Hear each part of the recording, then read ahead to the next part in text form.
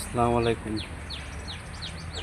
এই যে দেখেন আজকে কদিন আগে যে গাড়ির কাজ করলাম 42 মডেল 50-42 জন ডিয়ার,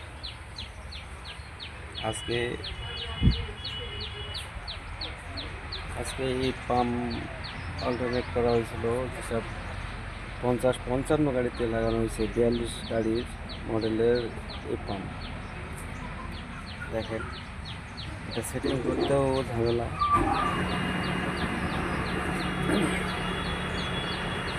এগুলো পাইপ তো টানে লাগাইলাম, ঠিক আছে, এগুলো আবার মাপে না, দেখেন মাপে নাই, একটা তো বলছেই না।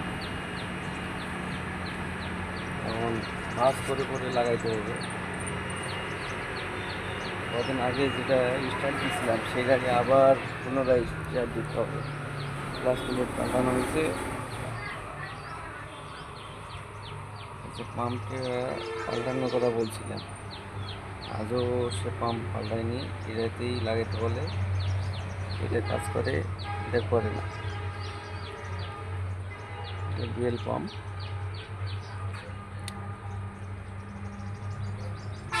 যে দেখেন ফিল্টার, কতদিন আগে বলছিলাম ফিল্টারের কথা, ফিল্টার এখনও লাগানো হয়নি। এমনিতে গাড়ির মডেল, এমনিতে সব ঠিক আছে। গাড়িটা বিক্রি করবে সম্ভবত, মাত্র কয়েকটা কাজ আছে, যদি করে নিতে পারেন তাহলে সার্ভিস ভালো হবে।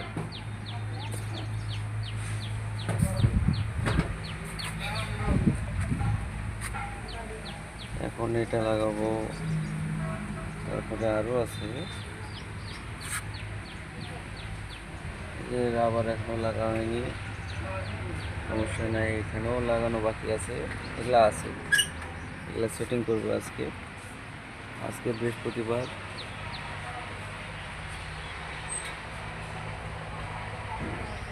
শুক্রবার করে কাজ করি না, তারপরেও আজকে যতদূর পারি করে দেব।